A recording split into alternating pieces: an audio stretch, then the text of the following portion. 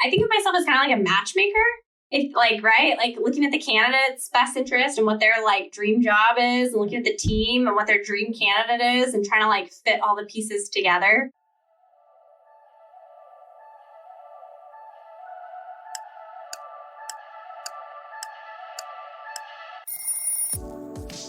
People go to work every single day. There's the 9-to-5ers, the work-from-homers, the doers, the dreamers, the list goes on.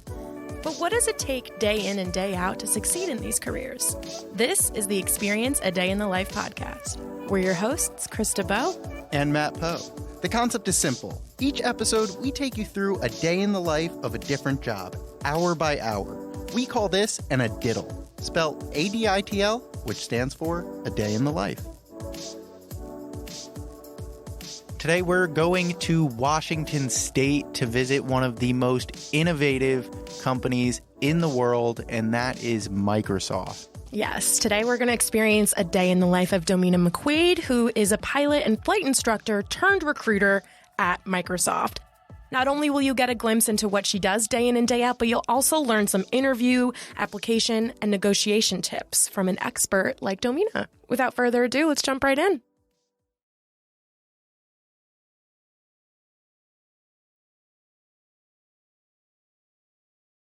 It's 5:30 in the morning in Seattle, and Domina is up and ready to start her day bright and early. She brewed some green tea, whipped up a protein shake, and snuck in checking her email and making her to-do list before her kid woke up. 7 a.m., Domina commuted 30 minutes to Microsoft's campus in Redmond with her daughter as her carpool buddy. She dropped her daughter off at Microsoft's daycare center.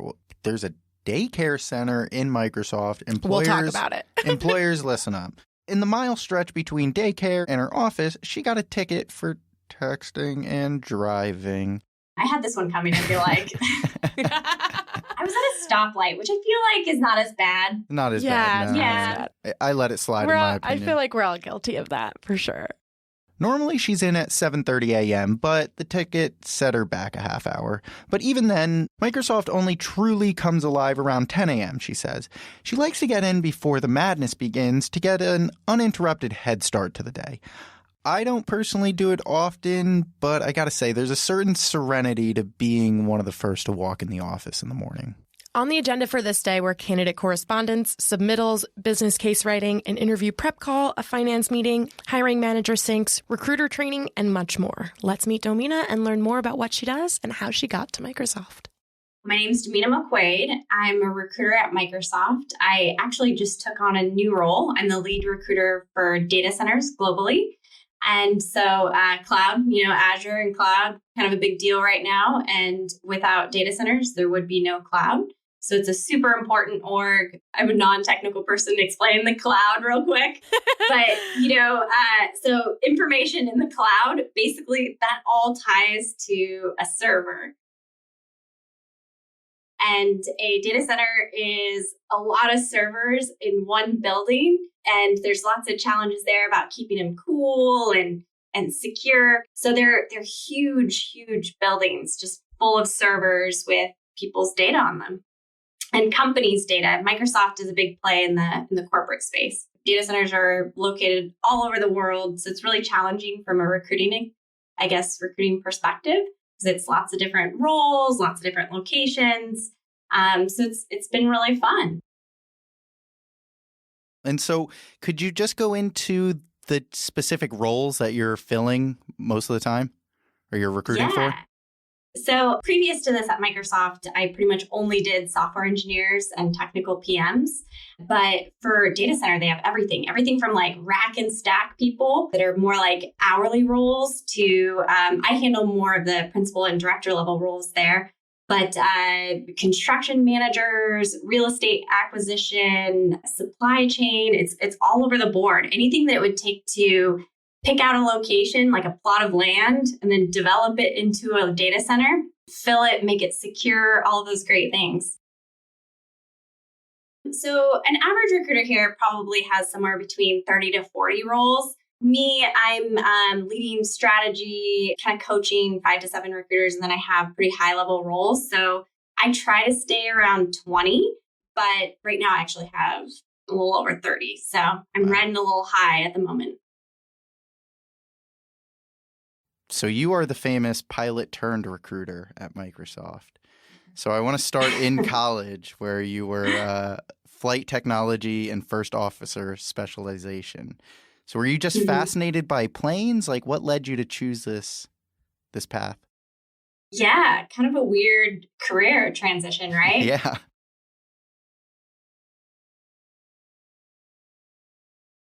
I grew up in the Pacific Northwest, which aviation is kind of big here, right? Boeing is based here, Alaska Airlines. There's just a lot of people that work in some aspect of aviation in the Seattle area. But I had a family friend who was training to be a pilot and took me up flying. I was like, I want to do this. So I took a couple lessons when I was in high school because my parents, before, shelling out the money, wanted to be sure that I was serious about it. So I ended up going to school for it, getting my private license, instrument, commercial, multi-engine, and flight instructor. And I was a flight instructor for, I think, a year and a half, 2 years after graduating. So to work for an airlines, typically you're a flight instructor to build up your hours. So I had the 1,000 hours to get the airline job. And I just had this moment where I realized I eventually wanted to have a family. And, working for the airlines, it's not quite as glamorous as they portray in movies. It's a lot of budget hotels and weird cities. And it's really hard to have a family. You are gone, 5+ days a week. And I just started to kind of question, is this what I want? And later on, in hindsight, I think there's a lot of aspects of the role that would have bothered me. Like I really like performance-based jobs. Whereas in the airlines, it's very much like how much time you have in the seat. If you could be the best pilot in the world, it doesn't matter. It's how many years you've been with that airline. And if you haven't been enough and they decide to lay off, you're out of there. So there are a lot of smaller aspects that I didn't realize were missing for me until later. But the big thing was for me is I knew I wanted to have a family and I knew how hard that would be. And a lot of the female pilots I knew honestly got out of the career after having kids. Do you regret your choice of going down that route, or do you see that as like a really cool experience that you have that kind of shaped you as who you are? At first, everyone thought I was crazy when I was getting out of it because I had stuck it through the bad part, of all the training and tests and flight instructing. But, it has helped me a lot in the corporate world. I think the biggest thing that it's helped me with is just working under pressure. Not a lot rattles me because it's not like life or death situations. It's not like I'm sending a student for their first solo and if they crash and die, it's my fault. Right. Yeah. So, oh my gosh. You learn a lot of good multitasking, prioritization, judgment. It's a good conversation starter. People are always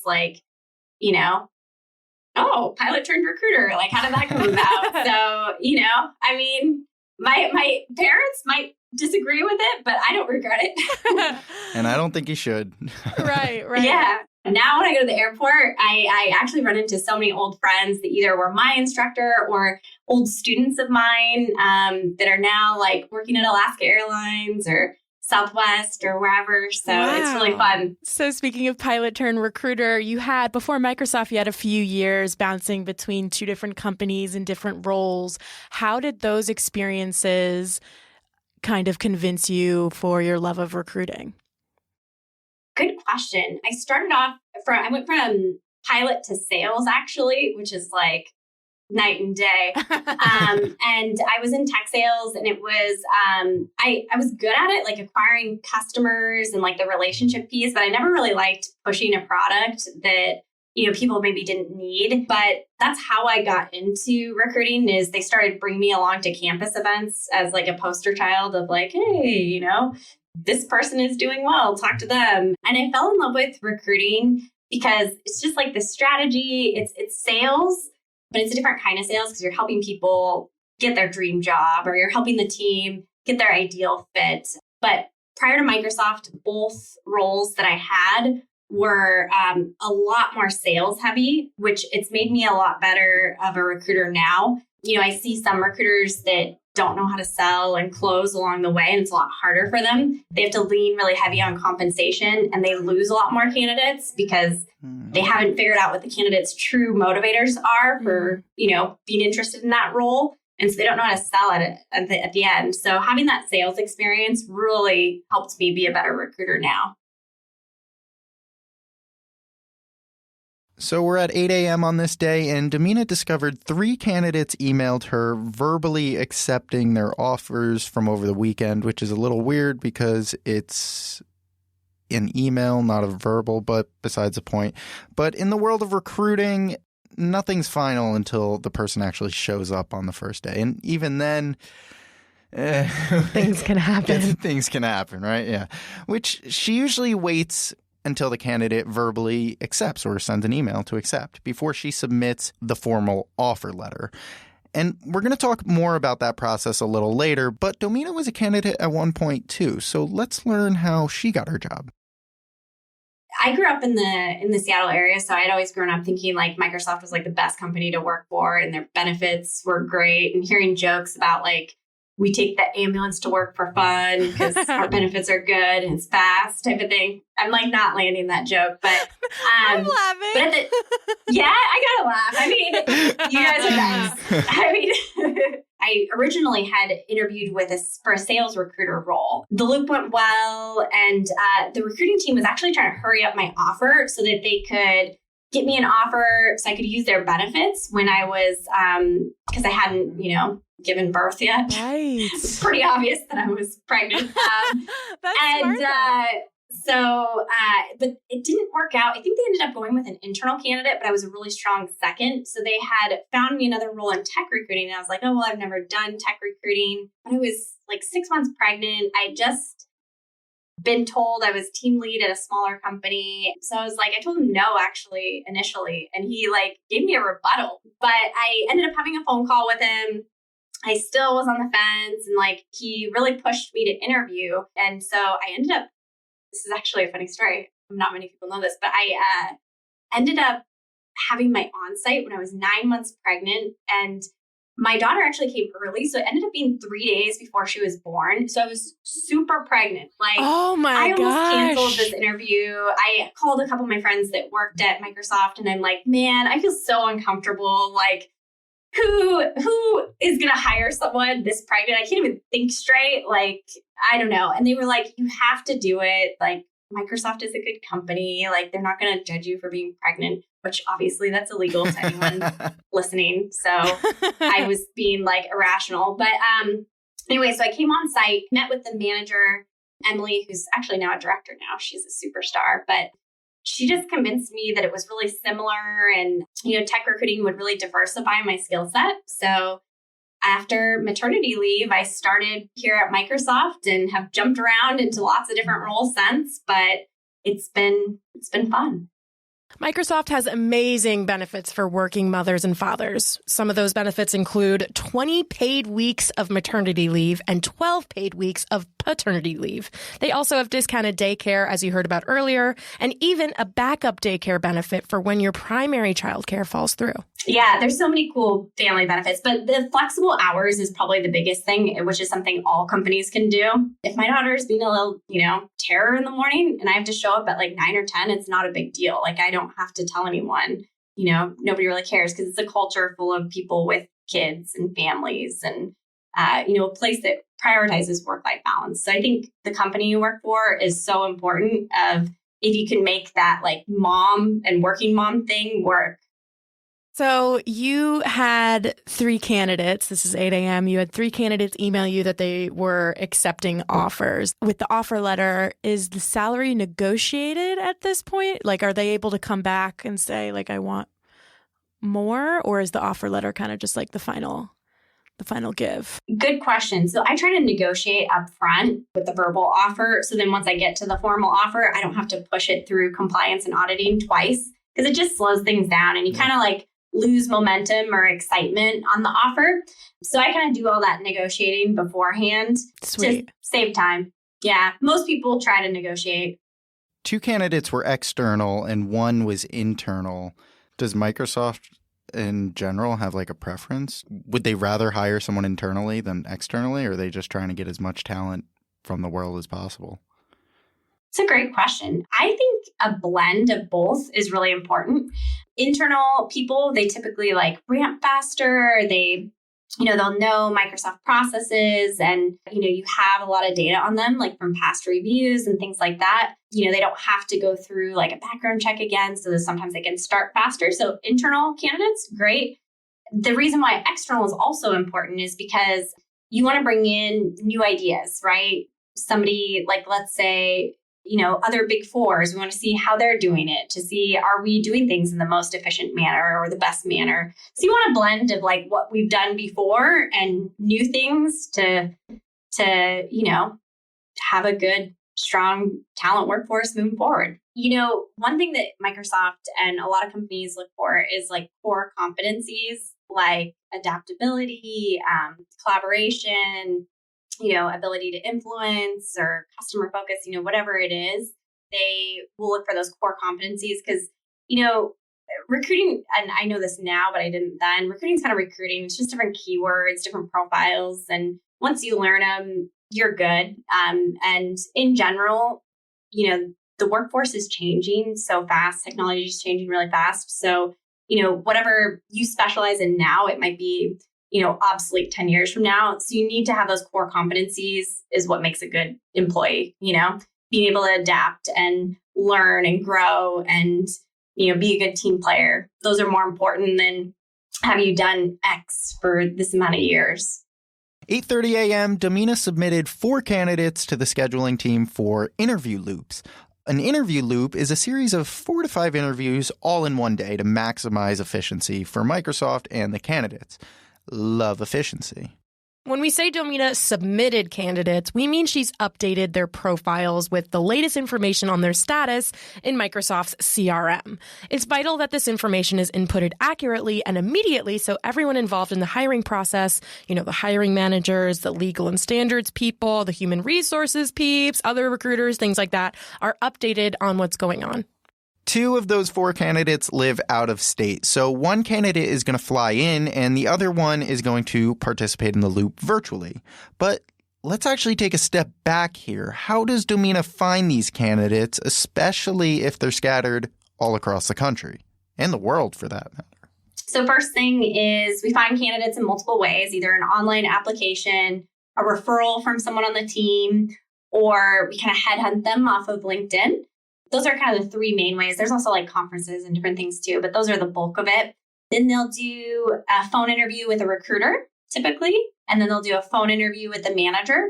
If both of those go well, then they move to on-site loop. Like I said, we do somewhere between 3 to 5 interviews all in one day, which is a long day of interviewing, to be honest, but we just do it for efficiency. Then the candidate only has to take 1 day off of work, and we, get to make an offer, no offer decision a lot quicker. If it was dragged on over several weeks, then, it's going to take us a lot longer to hire. But after the loop, then we usually make an offer, no offer decision and, start talking compensation and benefits and all that great stuff. Awesome. Cool. So how much, Microsoft's a desirable company to want to work for. Like, do you find yourselves getting an influx of inbound applications much more than what you have to go out and like source people for? Or do you still have to source because the talent's not necessarily obvious?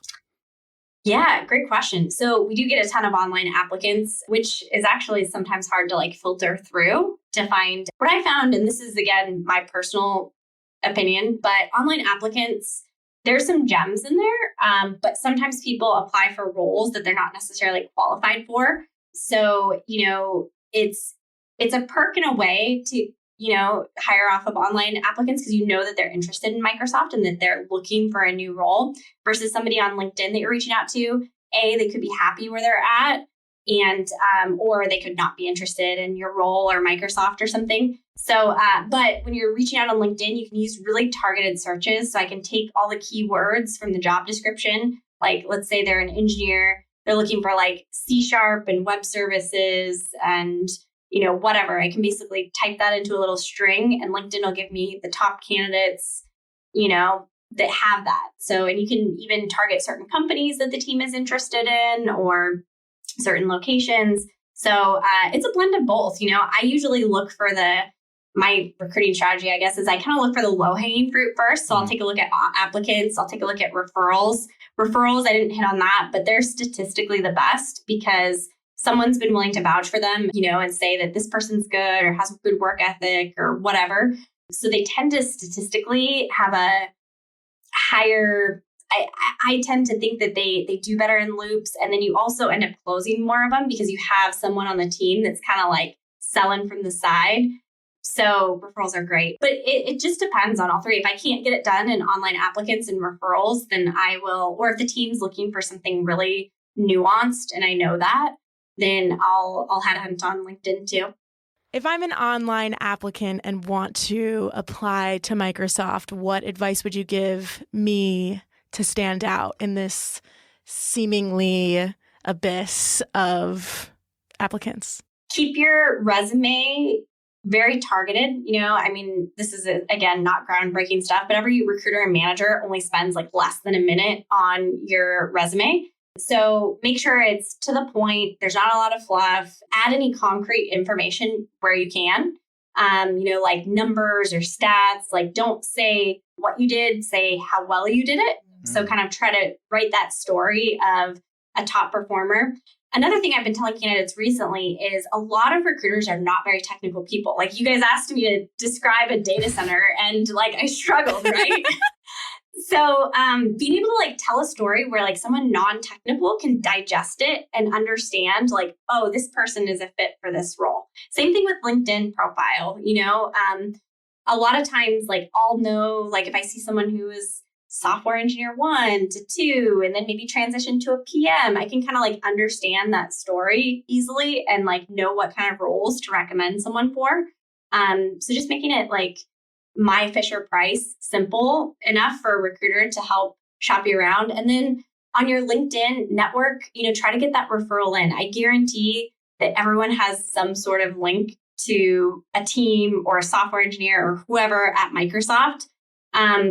And if you don't, then reach out to someone with the job that you want and offer to buy them a coffee and pick their brain or see if they'll, have a 15-minute phone call with you. Most people will. And beef out your LinkedIn and, all those like skills and stuff of the jobs you're trying to get, put those into your LinkedIn so that you'll pull up on recruiters' searches and recruiters will be reaching out to you versus like you job hunting.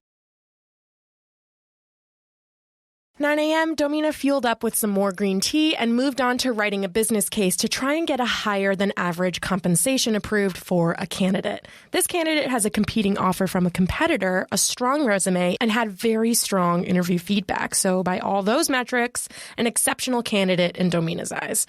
She doesn't go to this length for everyone because the role that they're doing should have high impact in some way. And the reason why you have to be careful about which situations you go to bat is you got to think about team equity, right? How much room will they have to grow in the role? Because you don't want them to like cap out in, a year or two of being here and be flat. So there's just a lot of thought that goes into it. But I think for that candidate, the reason is very strong interview feedback. They had deep domain knowledge in a particular skill set that was really valuable to the team. That particular role was a principal level role that would be working across many, many different orgs throughout data centers. So it was a great candidate and a high impact role, which is why I decided to do it. I want to take a little bit of a segue here, and I thought this would be a good opportunity to ask for your tips on salary negotiations, specifically for younger job seekers. So first tip, I find that women don't negotiate as much as men, and they don't negotiate as hard, and they just don't even apply for roles unless they feel 100%, they meet 100% of the qualifications versus like there's a stat out there. It's like men will apply for roles if they meet like 25% of the qualifications. So first thing is don't be afraid of it. Always negotiate every time. Even if it's a good offer, negotiate because they're not going to take away that initial offer. It still stands. They're not going to like pull it out from under you. And if for some reason they did, it's probably a shady company that you don't want to work for.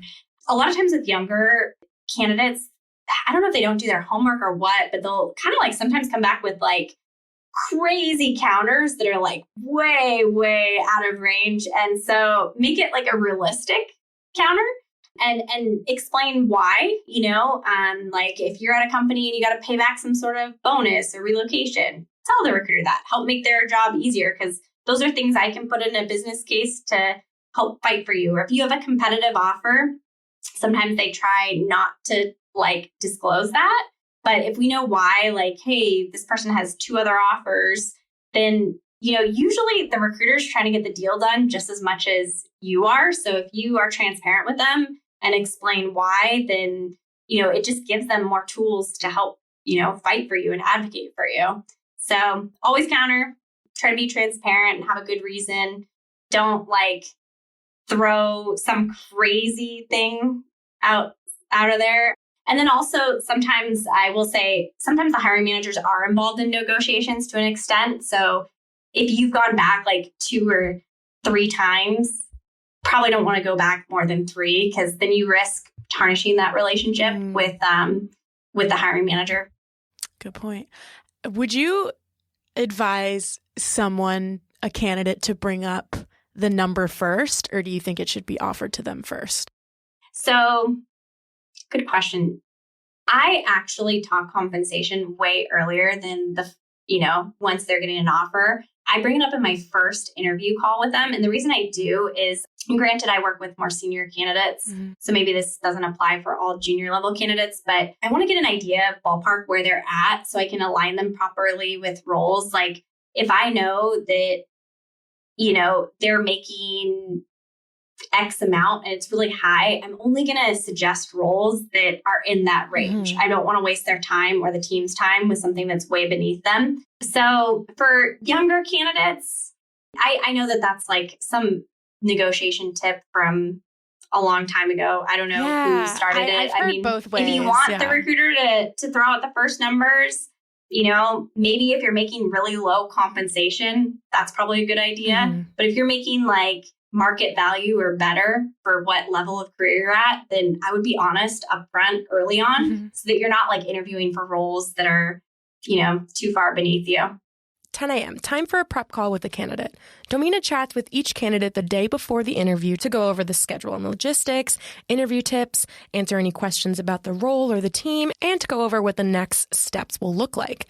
The candidate was pretty nervous, Domina said, so she gave him a pep talk and built him up a little bit. A common worry among candidates on these loop days is how to bounce back after getting tripped up on a question. Domina advises them before the interview, first, not to panic, and remember, everyone involved looks at the performance of the whole day collectively. It's not the end of the world if you flub an answer or 2.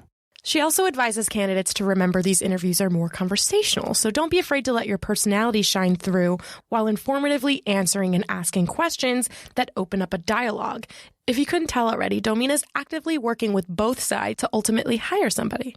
I think of myself as kind of like a matchmaker. Yeah. Like looking at the candidate's best interest and what their like dream job is, and looking at the team and what their dream candidate is, and trying to like fit all the pieces together. Or another analogy I like to use is like a real estate agent, like a lot of times hiring managers will try to get involved in the negotiation, but I try to keep them out of it as much as possible because, it's an emotional thing. Like it's like buying and selling a house, right? People get emotional and irrational. And like my job is to make sure that like, we come to an agreement where the deal goes through and both people are happy and like each other at the end of the day. That is important. That is important. So you mentioned Microsoft doesn't actually get rolling till like 10 a.m., but you get in there early, so I'm assuming it's like quiet and almost dead. Could you describe what that transition is like when Microsoft like comes alive throughout the day? Yeah. So you just hear more people talking in the hallways. As a recruiter, your email starts blowing up. That's another reason, because people sometimes work late. So I'll kind of catch up on all those late night emails in the morning. But you can kind of see when things get rolling, because you'll start getting the emails will be like boom, boom, boom, boom. 10:30 a.m., Davina and her colleagues had a meeting with finance where they discussed how many hires recruiting has compared to their goals and the status of the recruiting pipeline, including any anticipated bottlenecks or challenges to make sure, everybody's on the same page. The goals are set at the beginning of each year and broken down each quarter where they'll guesstimate how many hires will come externally, internally, from university, things like that. But plans can change and wrenches can be thrown. Things can be turned upside down real quick. So I want to dive a little bit deeper into that if you can. And specifically, you mentioned you compare your goals to what's actually happening. How does Microsoft and your team specifically, how do you guys set up your goals? Is it on a yearly basis? And then how are you gauging success on those goals? Do you have specific KPIs that you need to hit? Yeah. So typically at the beginning of the year, we'll get our goals for the year, and then the finance will kind of break it into each quarter. It's actually, we kind of guesstimate how many are going to come internal, how many are going to come external, how many are going to come from university. And then we just kind of watch throughout how we're tracking. Sometimes we'll get more internals. Sometimes attrition will be higher or lower than we anticipate, which affects it quite a bit. And then sometimes, for instance, with data centers, it's heavily based on Azure sales, right? So if Azure has a big quarter and sells a bunch, then we typically will our hiring goal will go up. That's one of the challenges of recruiting for this particular org is it's our target is always changing. 11 a.m., Domina had a sync with the hiring manager who was looking to fill a principal project manager role for the energy data center, which means this person will be negotiating energy contracts and choosing what kind of energy to use to power and run the data centers. In this type of meeting, the information Domina is always trying to figure out is what the team's goals and functions are and what skills are must-haves versus negotiables for potential candidates to succeed in this role. 12:30, Domina walked over to Building 43 on the campus to have lunch with a former colleague. Can you just talk a little bit about how important internal networking is at a big company like Microsoft?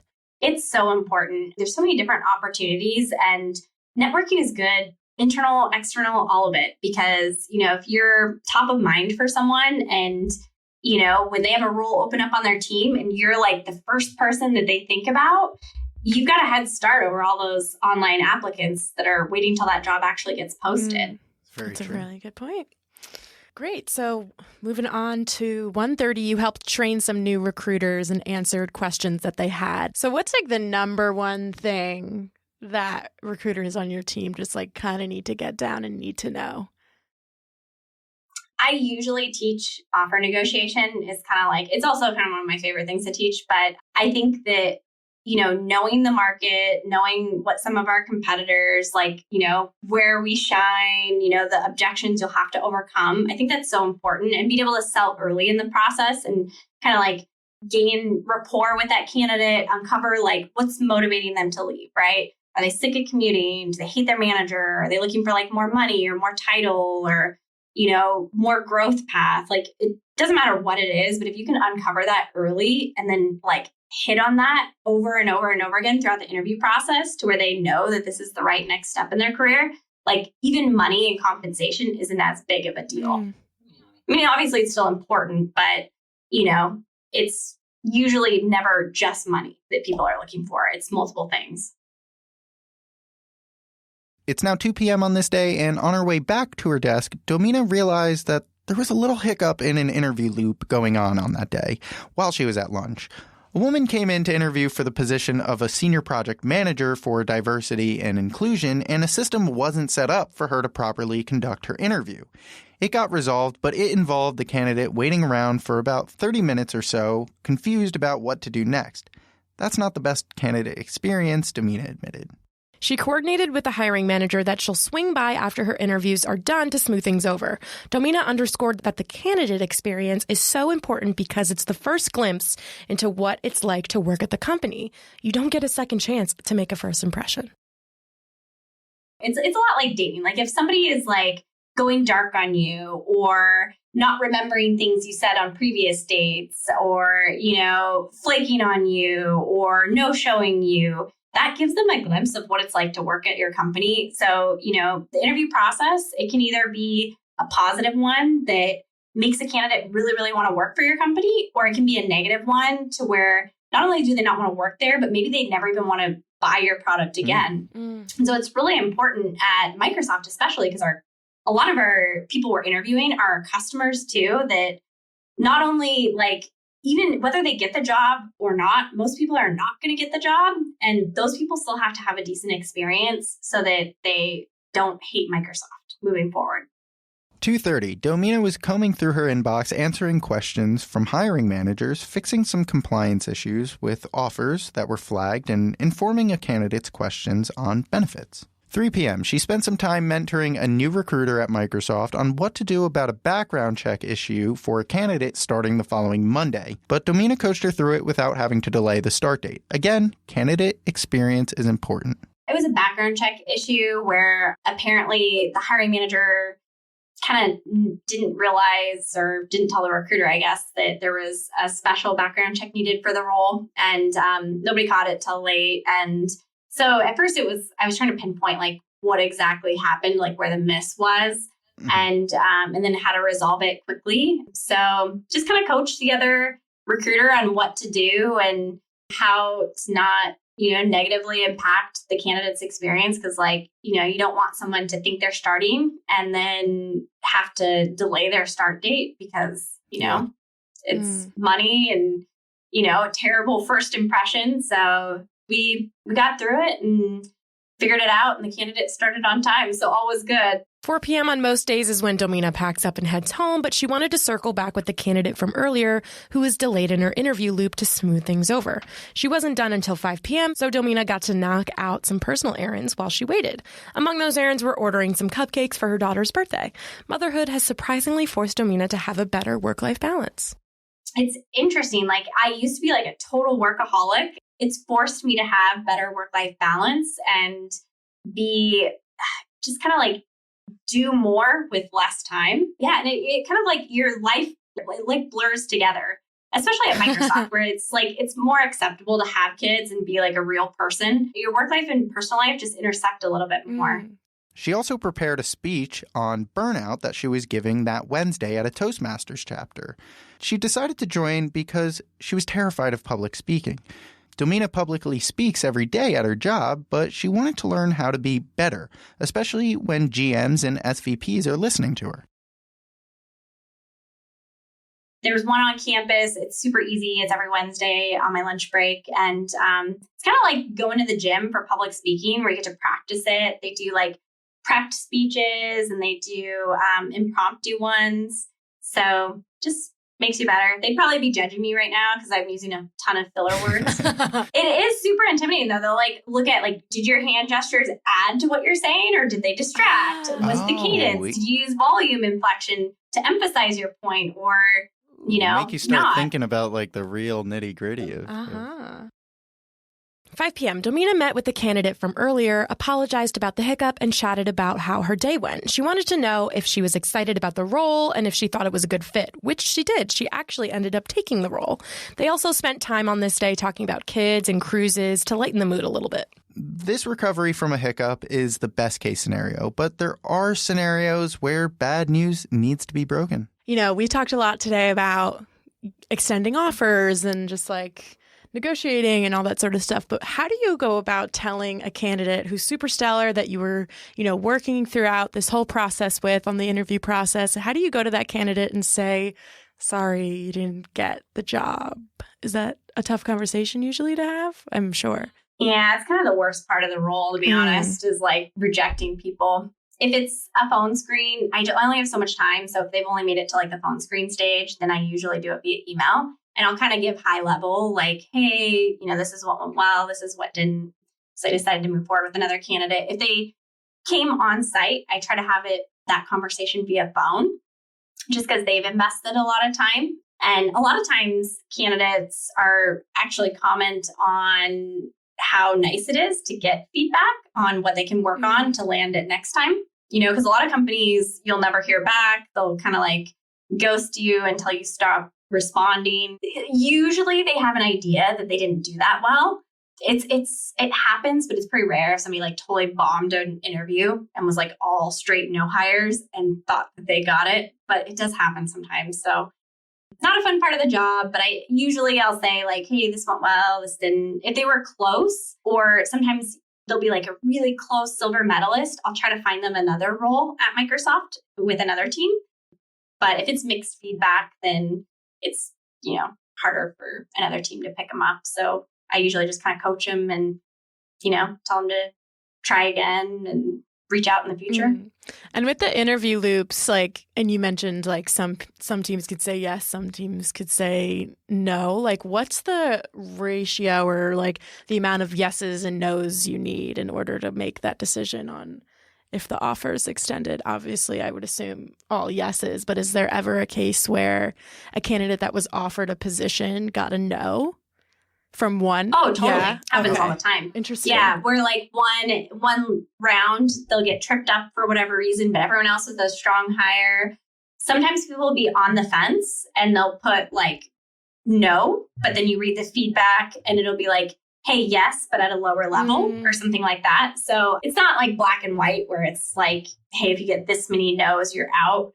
But, a lot of times, sometimes we'll consider them for a lower level or, even people that have half yeses sometimes get offers. It just kind of depends on how strong the no's were. 6 p.m. Domina is home and the Seahawks game is on and a super cute tradition ensues. I have a 4-year-old daughter. And my husband has this thing where they do football and nails whenever there's a game on. And it's really just so he can watch the game without her bugging him every 2 seconds. But he lets her paint his toenails and she'll do several layers sometimes. And so she gets really excited for football. She'll be Dada, football nails. Aww. So he was letting her paint her nails. So I snuck a picture for the day in the life. What a day. We covered a lot of topics in this episode, but we wanted to end on Domina's favorite part about being an employee at Microsoft. She loves the programs they offer that give back to those that need a little extra help. We have an autism hiring program, and some of those offers have been the most impactful of my life. So it's a program where people that are on the spectrum are typically not successful in traditional dev interviews. And so Microsoft created an interview process where we bring them on site for an entire week and they do a lot of projects and they do mock interviews. They get a lot of coaching, taking some of those candidates who sometimes I remember one in particular had a PhD, but was working at a smoothie shop because his social skills weren't, Wow. that would get through a traditional dev interview, and giving someone like that a 6-figure offer. And also they set them up with mentors who either have autism or a kid with autism to make sure that they're long-term successful. It just it makes you feel so good about working here. Same thing about, we have a military program that I've had similar experiences with, or LEAP, which is a lot of moms that are re-entering the workforce after staying home with having kids. Those offers are what makes you feel good about working here, that they invest the time. I love that. Warm and fuzzy. Seriously. I love that. So then if you do your job to the best of your ability, what value does your best work bring to the company, to your team, to the world? Yeah, great question. I think that especially me hiring, I'm hiring leaders at the company that are managing teams and, some of our highest priority teams. And so making a great hire, it's hard to even quantify how much value it brings to the company. It's every single hire matters. But, if you think about it, my 4 years, let's say I've done probably 300 or 400 candidates I'm close to have accepted roles. It's what have all those people done to make our company better? Probably a lot. So I think it's valuable. It's at the end of the day, we're trying to hire the best possible talent as quickly as possible so that Microsoft can, build awesome products that make the world a better place.